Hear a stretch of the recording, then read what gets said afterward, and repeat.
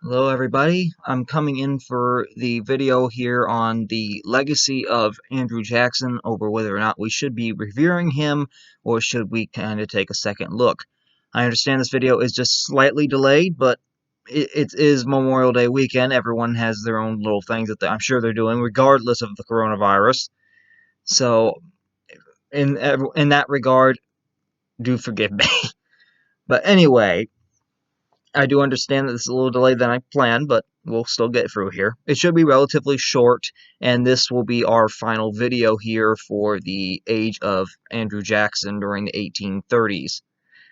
So in this one, I'm not even gonna have to really go off my notebook. I don't actually even have it with me today because this is more stuff. It's just looking at what we've already kind of basically discussed that Jackson did and discussing the negative points of it and the positive points of it.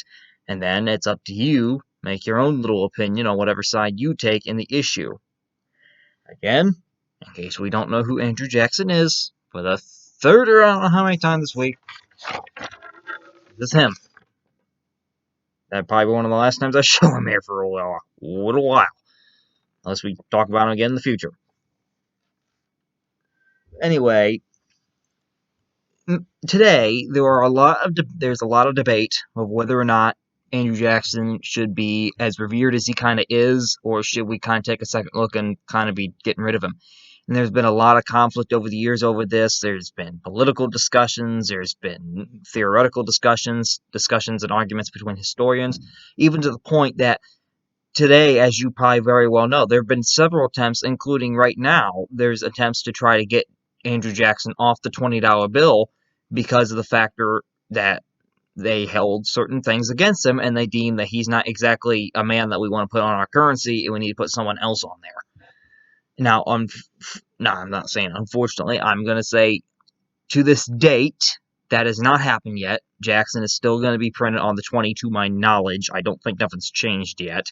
But it's been a constant argument, and it really stems from the stuff that Jackson did as president.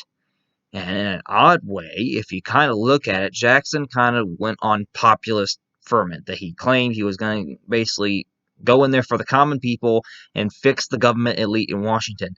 This is ironically extremely similar, and I'm not trying to be political here because I myself have my own reservations.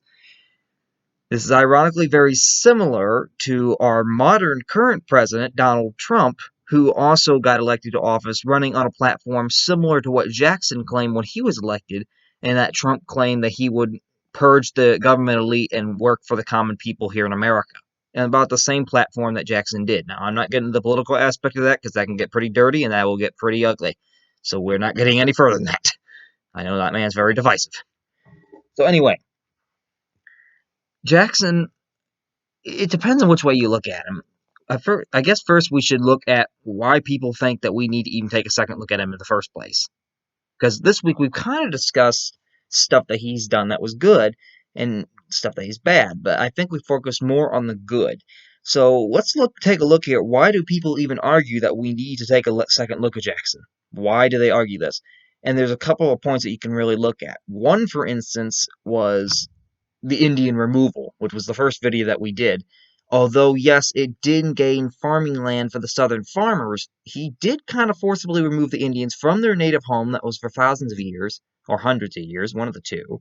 And he did kind of do this without the permission of the Supreme Court. He actually went against the Supreme Court's ruling to remove these Native Americans.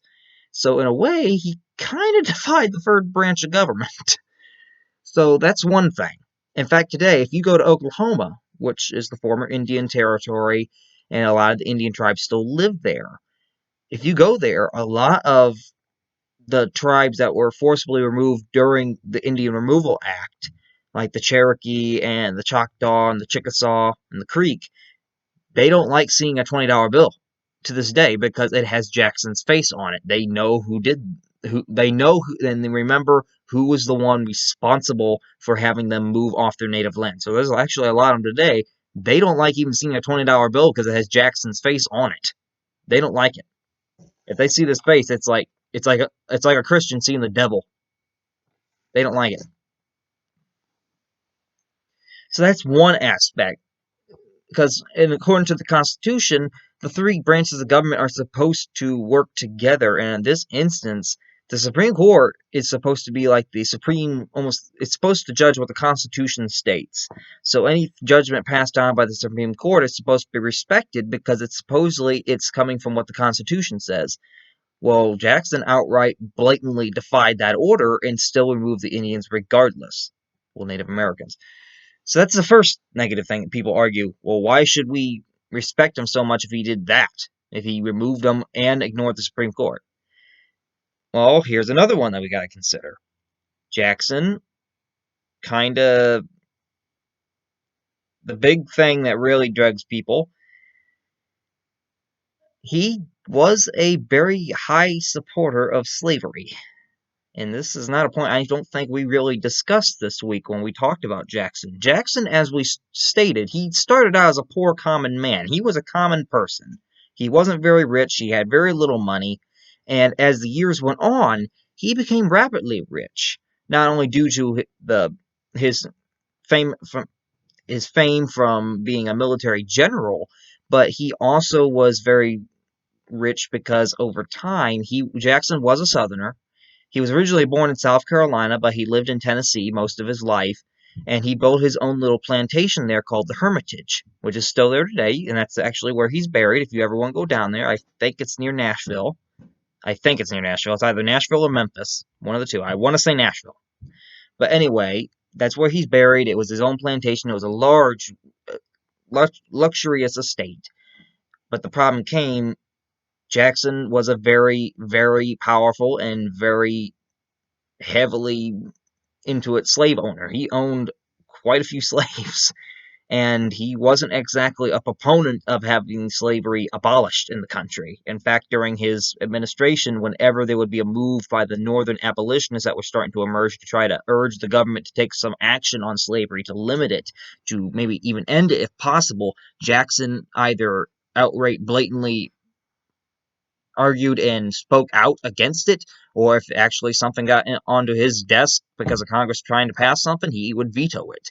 He did not, excuse me, Jackson did not approve of either limiting or abolishing slavery. He was very much a defender for it, and this in turn alienated him a little bit in the North because of this, and the South kind of revered him as a hero. And to this day, it still causes a lot of outrage because, as we know, a lot of racist symbols from the past are becoming more and more denounced, and everything else. Now, people claim that the Confederate battle flag is a racist symbol, and yes, I can see where they get that. I don't want to get too deep in this. I can see where they get that. I understand it. But there's also the other side we must consider, where it wasn't just that, it was something else, but let's not go too deep in there.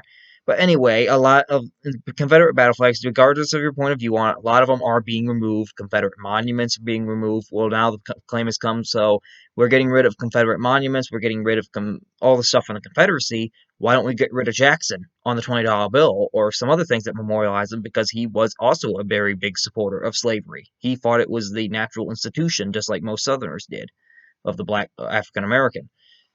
And that has caused a lot of controversy over the years. In fact, I think just a few years ago, someone had vandalized Jackson's grave at the Hermitage and wrote stuff about him being a racist slave owner, basically, and denouncing him for it. And to this day, it caused a lot of conflict, especially in the African American community. So that's another thing we really have to consider. But may I also point this out on Jackson's behalf? Slavery was legal at that time. It was a common practice. It was not a good practice, but it was legal and it was common. But in no means was it good. It was an evil practice, don't get me wrong. And we do have to remember, if we're going to single Jackson out for being a slave owner, well, why don't we single out George Washington or Thomas Jefferson or James Monroe, James Madison? Why don't we single all them out who had come before Jackson, because they were all slave owners? You're telling me we're not going to put Washington on the dollar bills because he was a slave owner? It was legal. They lived in the South. It was legal. They were going to do it. And most of them, at least two of them I know of, well, actually, okay, only one of them, because George Washington, he had put in his will that after his wife died, and she would die about 2 or 3 years after he did, that his slaves were to be freed. And they ended up being freed. Now, Thomas Jefferson, he was so much in debt that when he died, he his slaves were sold off to other family members and continued their life in bondage. Only a few were freed, which of course brings us to the whole incident with Sally Hemings, I think was her name. Yeah, I think that was her name. But anyway, the slave that Jefferson allegedly had children with, had a relationship with, and he shouldn't have. But anyway, most of the founding fathers were slave owners. And you're going to criticize Jackson just because of this? And I mean, if you're going to criticize one, you might as well criticize them all. I mean, they were all guilty of it. Why would you just criticize one when they're all guilty? What's the difference? So I'm not trying to defend slavery in no means there, but I am pointing out the point that I understand where people get upset because Jackson was a slave owner, because yes, it was an evil institution. It should never have been done. It's probably one of the downright saddest and most horrible things that's ever been committed in this country. But we also got to remember that we don't live in that time. At that time, it was a legal institution. It was allowed. It was still cruel, but it was allowed. And most of those presidents were from the South. That was just common life to them. Most of them had plantations. Most of them had slaves on those plantations working. So we can't just criticize one for that, because there's been quite a couple, including our big greatest guy of all, George Washington. He had slaves.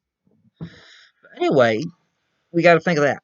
Now, third bad thing I would like to point out here with Jackson, and this is really the last major point, is the fact that he did kind of send the country into a financial depression. And as you may recall, the whole bank war that had happened, where Jackson kind of caused the second bank of the National Bank of the United States to finally go extinct.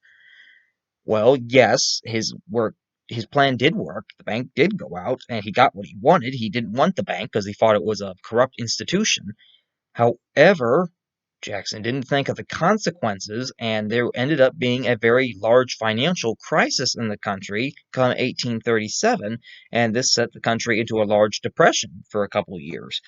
And although that happened a couple of months after he left office, Jackson is basically responsible for it. It's kind of bad, though, because most people don't attribute that to Jackson. They attribute it to Martin Van Buren, not realizing that Martin Van Buren, who had been Jackson's second vice president after John C. Calhoun had resigned, he became vice president, and he had been Jackson's handpicked successor. And so, of course, after Jackson was done with his second term and decided he wasn't going to run anymore, because back then you couldn't run for more than 2 terms, Van Buren was the one that got Jackson an endorsement, and he ended up being the one that got elected. He only served 1 term because people just didn't like him.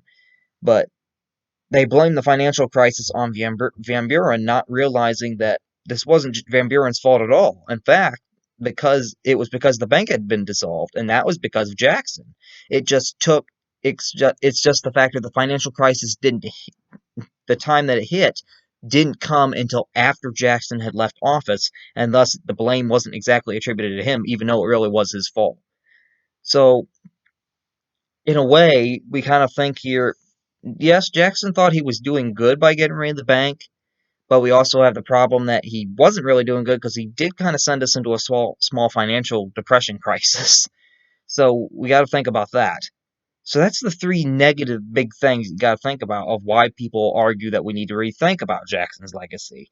Is 1, he did kind of defy the Supreme Court and remove the Native Americans from their land without permission, by force. 2, he was a slave owner, although we discussed that a little bit. And 3, he was partly responsible for sending us into a financial crisis in 1837 that would last until about 1840.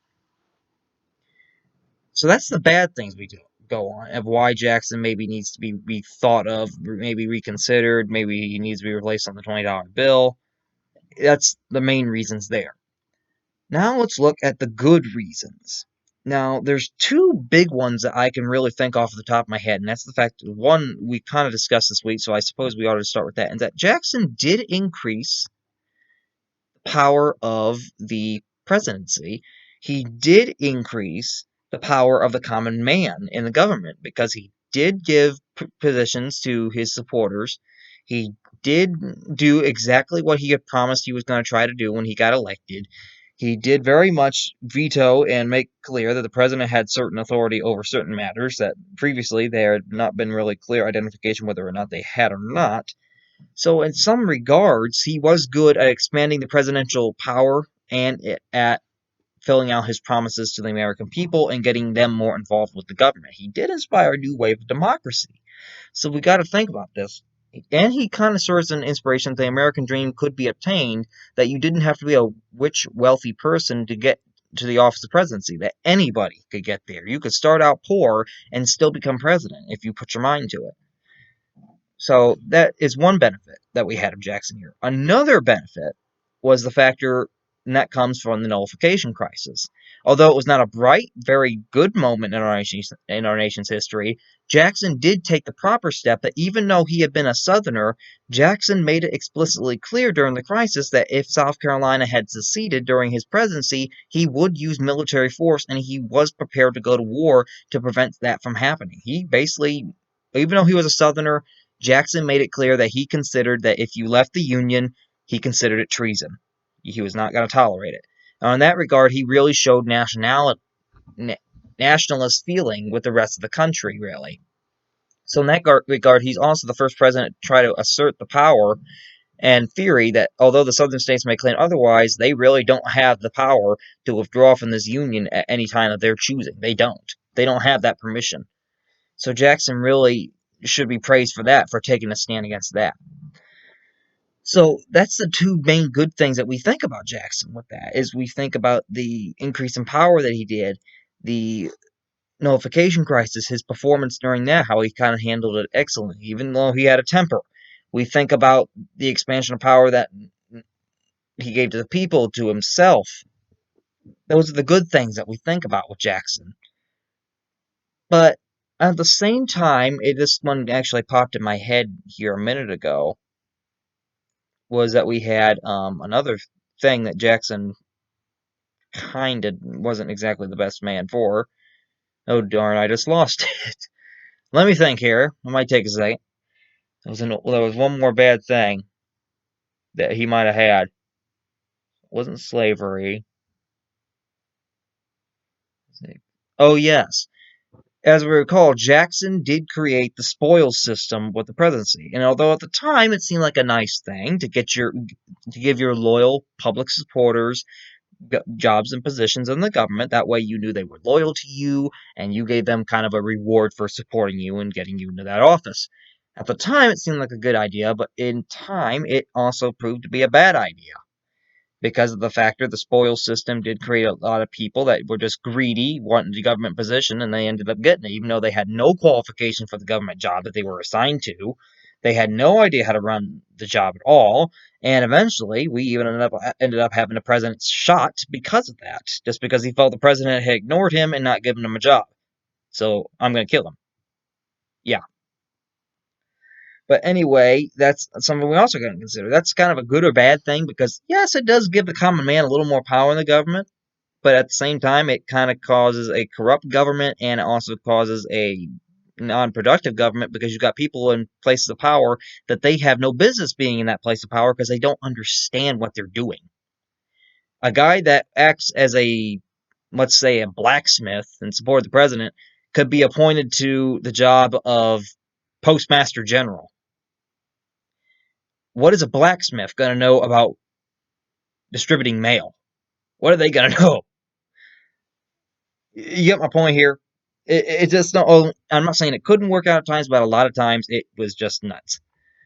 So, give it or take it, Jackson. He has his good points, but he has his bad, and it's something really, really, really need to consider when we think about him. In my opinion, I acknowledge that there's some shady stuff that Jackson did do. Not all of it do I agree with. That not all of his stuff that he did do I agree with, and I say is right because there was some of it I do agree with, such as the Native American removal and some of that stuff. I do agree was kind of wrong. The slave holding, I do view it as wrong, but I also understand it was a product of the time. It wasn't nothing that to them that wasn't exactly abnormal. The financial crisis, that can be attributed to him as well. But the way I see it, we've already basically done a lot of stuff to immortalize Jackson, and he kind of was still a hero, even if he wasn't during the presidency. He was responsible for a major victory over the British in the War of 1812. So, on that end, in my opinion, I deem that Jackson, he wasn't exactly the brightest spot in our history. He did have some things that he did that wasn't exactly good. But overall, his overall performance, I think, was not bad enough that we should really have to erase him. I mean, there's some presidents who did a lot, a lot worse than Jackson, and I can name right off the top of my head right now. I'll even give you a few if you want to look them up. Franklin Pierce, James Buchanan. Let me think here. Hold on, I can Andrew Johnson. I can get a couple here. Warren G. Harding. Um. Oh, there's some here. I don't know. Jimmy Carter wasn't horrible, but he wasn't exactly the brightest spot either. No offense if he actually were to see this video because he's still alive. I'm trying to think if there's any others, but definitely Harding, uh, John, Andrew Johnson, Buchanan, Pierce, Fillmore, Millard Fillmore. He was not exactly the brightest spot either.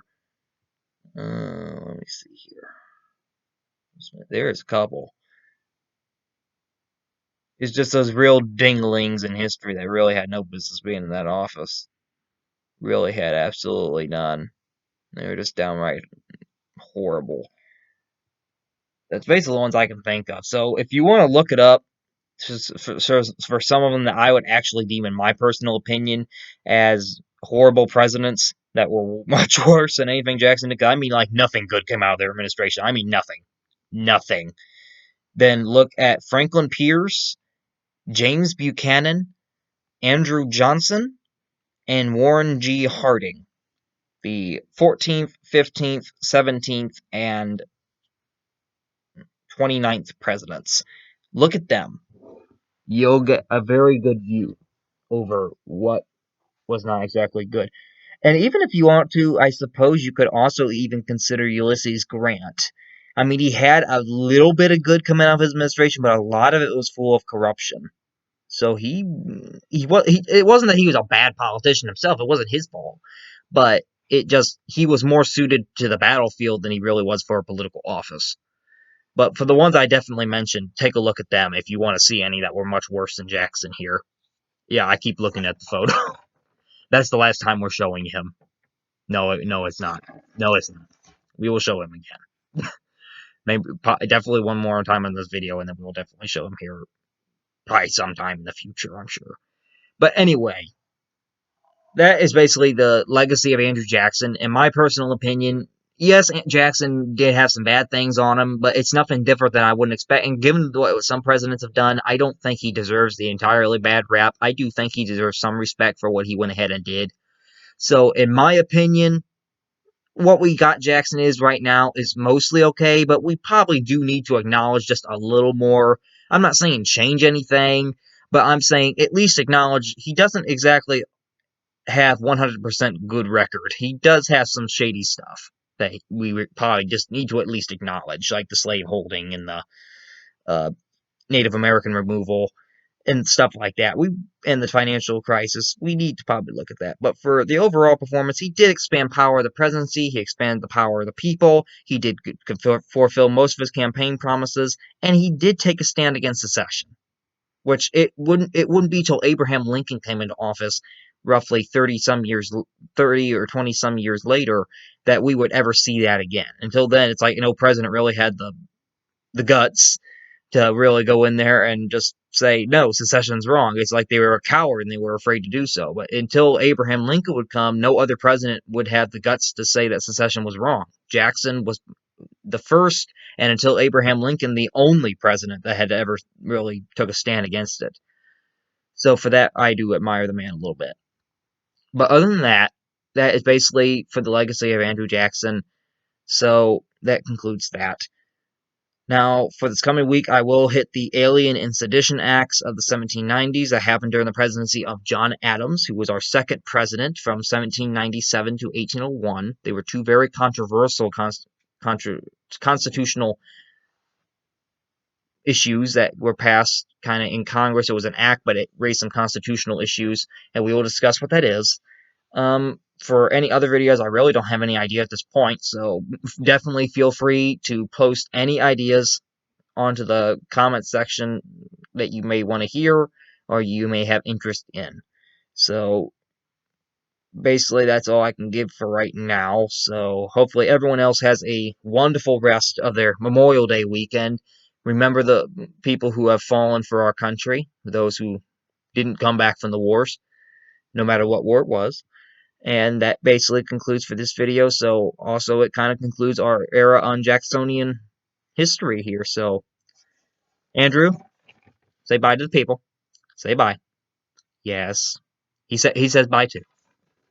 Not really, but we're just joking around here. But that ends his era, and we're done with that. So hopefully we'll be moving on to things here. I will have an announcement on the next big video that we do by on the Alien Sedition Acts as for what we're going to be planning here in June and actually going into that first week of July. I do have something big planned coming up here, so we're going to discuss what that is. But I am still making some adjustments to that, so I will discuss that at that point in time. So hopefully everyone else have a good rest of your holiday weekend. Stay safe. Stay safe from the corona. And we'll see you here sometime later this coming week with the Alien and Sedition Acts of the 1790s during the presidency of John Adams. Thank you, and have a good rest of your weekend, and God bless you.